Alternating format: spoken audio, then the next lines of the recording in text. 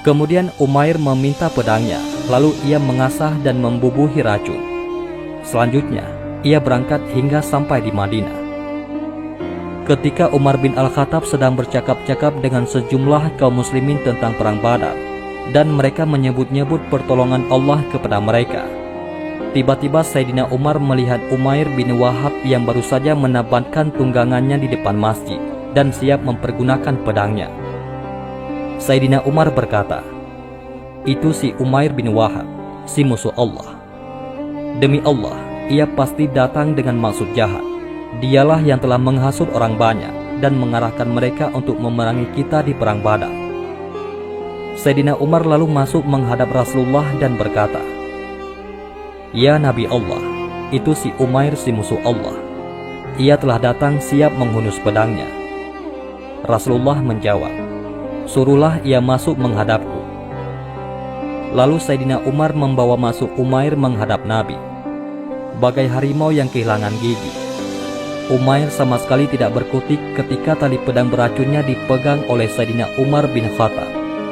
Ada ketakutan yang tidak bisa disembunyikan ketika Umair berhadapan dengan Sayyidina Umar.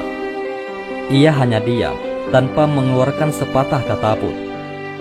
Memang, selamanya pahlawan-pahlawan bangsa Quraisy takut kepada Sayyidina Umar. Rasulullah melihatnya, beliau bersabda, "Biarkanlah ia wahai Umar. Silahkan wahai Umair." Umair pun mendekat seraya berkata, "Selamat pagi." Ini merupakan ucapan jahiliyah. Maka Rasulullah bersabda, "Sesungguhnya Allah telah memuliakan kami dengan ucapan kehormatan yang lebih baik daripada ucapanmu, wahai Umair, yaitu ucapan salam yang merupakan penghormatan bagi ahli surga." Umair berkata, "Demi Tuhan, aku baru mendengar soal itu." Rasulullah mulai bertanya, "Apa maksudmu datang ke sini wahai Umair?" "Kedatanganku ke sini sehubungan dengan tawanan yang berada di tanganmu," jawab Umair bin Wahab. "Apa maksud pedangmu yang tersandang itu?" tanya baginda Rasul. "Pedang-pedang yang tidak berguna. Menurutmu, apakah ada manfaatnya pedang itu bagi kami?" Umair balik bertanya kepada Rasulullah SAW. "Berkatalah terus terang wahai Umair, apa maksud kedatanganmu yang sebenarnya?" tanya Rasulullah.